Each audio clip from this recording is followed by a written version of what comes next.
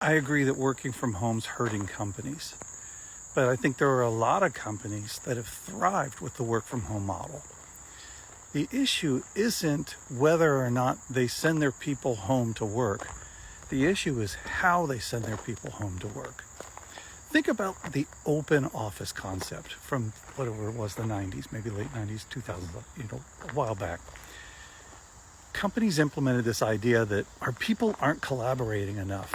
Let's just jam them all into this big open pen where they're forced right next to each other, so they'll be forced to collaborate more.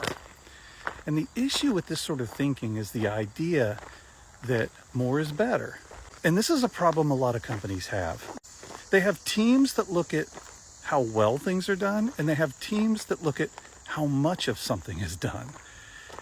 And oftentimes those teams work at cross purpose. So having more collaboration isn't better. Having better collaboration is better. So the idea behind the open concept and why it was a failure was that companies felt that if they could increase the quantity of collaboration, they would get a better product. And what they failed to consider is, how do we increase the quality of collaboration? And look at how companies are doing work from home today. They've got Teams and Slack, and you've got some platforms and some tools that help people to communicate. But how many have really solid training and cultural components around the idea of quality collaboration?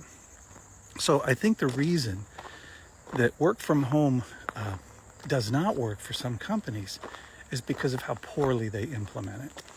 Your second point about people essentially ruining their refuge from work by working in their home is not wrong. I agree with that. But the real problem to solve is, why do people need a refuge from work? What is happening with our work lives that we need to escape it so badly? This is what we need to address.